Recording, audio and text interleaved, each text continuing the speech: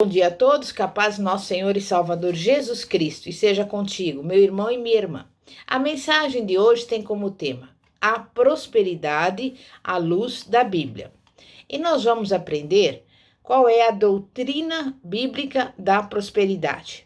E nós podemos encontrar no Salmo 1, do versículo 1 a 3, que diz assim: Bem-aventurado o homem que não anda segundo o conselho dos ímpios, nem se detém no caminho dos pecadores, nem se assenta na roda dos escarnecedores.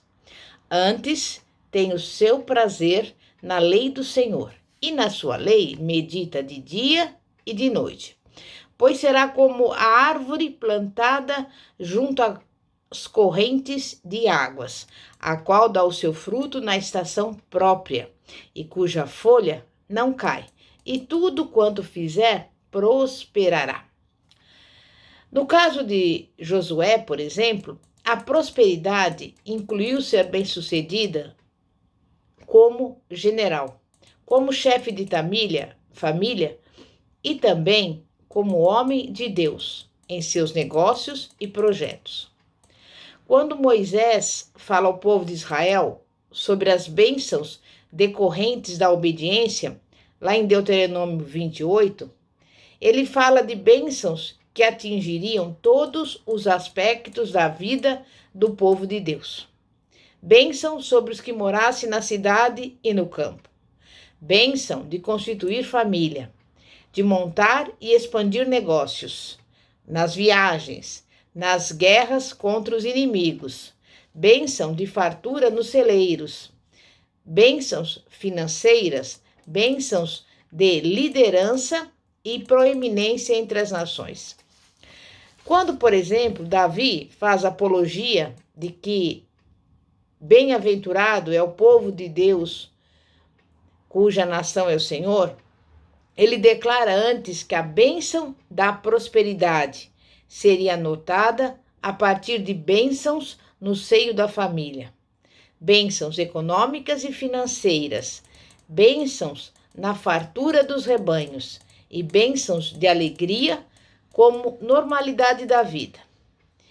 E ao passar as últimas instruções ao seu filho Salomão, Davi expressou que se este guardasse a palavra do Senhor, alcançaria a prosperidade em tudo o que fizesse. Primeiro livro de Reis, capítulo 2, versículo 3. A prosperidade também era normal na época da igreja primitiva.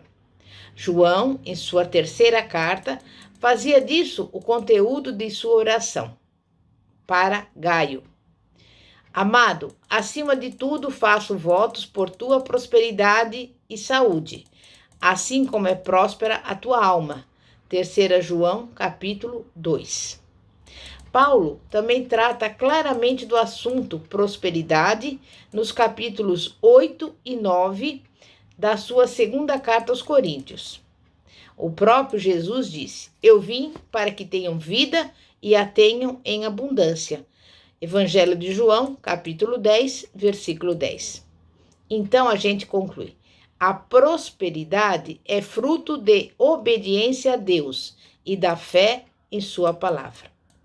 2 Coríntios 9, versículos 8 e 9 diz assim: E Deus é poderoso para fazer abundar em toda a graça, a fim de que, tendo sempre em tudo toda a suficiência, abundeis em toda boa obra, conforme está escrito: espalhou, deu aos pobres, a sua justiça permanece para sempre. Segundo o conceito que o apóstolo Paulo transmite para a igreja de Corinto, primeiro, a pessoa precisa ter para si própria, com ampla suficiência. A partir daí, ela poderá espalhar, distribuir, dar, abençoar e poderá investir no reino de Deus e ainda ajudar os pobres. Desse modo, prosperidade é ter mais do que suficiente, de modo que se possa suprir as próprias necessidades e ainda investir no reino de Deus e no auxílio aos pobres. Há uma diferença conceitual entre necessidade e desejo de consumo, que precisa ser bem entendida. Muitas pessoas confundem as duas coisas e pensam que suprir as necessidades é o mesmo que ter os sonhos de consumo ou desejos atendidos. Alguém pode desejar ter uma Ferrari, por exemplo, mas a sua necessidade pode ser plenamente suprida por um carro popular. Outro poderia desejar ter um avião para poder se deslocar rapidamente para onde quisesse. No entanto, fazer uso de uma companhia aérea normal supriria inteiramente essa necessidade. Como discípulos de Cristo, fomos chamados a uma vida de imitação de Jesus, o que significa experimentar um estilo de vida simples como ele viveu. Um estilo de vida simples não quer dizer necessariamente ter um estilo de vida pobre. Alguém pode escolher um estilo de vida franciscano, mas isso deve ser entendido apenas como sua opção pessoal de vida e não o resultado do plano de Deus para o seu povo. O plano geral de Deus é que o seu povo seja próspero. É importante fazer uma diferenciação conceitual entre ser próspero e ser rico. Nem sempre ser rico significa ser próspero, isso considerando a doutrina bíblica da prosperidade. A prosperidade não pode ser medida tão somente pelo montante de dinheiro ou riqueza acumulados. A prosperidade bíblica é vista antes pelo prisma da generosidade. Há dois tipos de rico. O primeiro é próspero, o que é rico para com Deus, aquele que faz do ter dinheiro uma oportunidade para abençoar outros e acumular tesouros nos céus. O outro tipo é aquele que é rico apenas porque tem muito dinheiro e faz disso apenas uma oportunidade de acumulação de bens e riquezas. É possível encontrar ambos os tipos na igreja. O rico para com Deus é aquele que investe no evangelho e ajuda os necessitados. O outro tipo é aquele que entesoura apenas para si mesmo. Deus prometeu a bênção da prosperidade para a família de Abraão, a família da fé, para que isso servisse de bênção a todas as nações da terra. Gênesis 22, 18. Deus está falando da bênção ampla da prosperidade, o que inclui todos os aspectos da vida, inclusive o financeiro. Há pessoas que são contra a prosperidade porque creem que Deus as quer pobres. Elas se baseiam na passagem em que Jesus dizia: "Não acumuleis para vós outros tesouros sobre a terra, mas ajuntai para vós outros tesouros nos céus." O que significa acumular tesouros nos céus e o que tem isso a ver com prosperidade?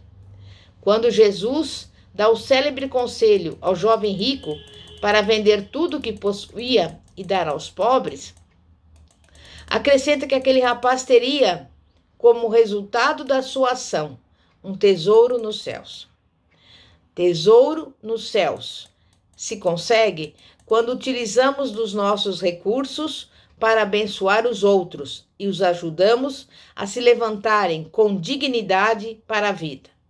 Assim, a prosperidade só tem sentido se servir para ser um canal de bênçãos para os menos favorecidos, quer isso esteja circunscrito à expansão do reino de Deus, quer seja para ajudar os pobres. A prosperidade é fruto de uma ação nossa, ou seja, depende de fazermos alguma coisa, do nosso trabalho, do nosso esforço, da nossa ação, no tempo e na história. Em suma, Deus não prospera quem não faz nada. O outro lado da nossa responsabilidade está em que é necessário que a nossa ação se desenrole de acordo com certas regras que as consubstanciem. E é nesse ponto que nos habilitamos a receber as bênçãos de Deus. Ou seja, quando dispomos o nosso coração a seguir os ensinamentos da palavra de Deus. Esse é o alicerce, o fundamento, o ponto de sustentação, ou seja, a obediência à palavra de Deus. Cada um terá que fazer a sua parte. Deus não abençoa com prosperidade os inativos e os preguiçosos. É preciso fazer alguma coisa, mas sempre de acordo com a palavra de Deus. Aí, então, Deus nos abençoará e poderemos ser prósperos em tudo o que realizarmos. Em qualquer área que pensemos, Deus pode nos abençoar por inteiro, aumentar o nosso potencial, otimizar a nossa capacidade, abrir portas de novas oportunidades e tudo mais.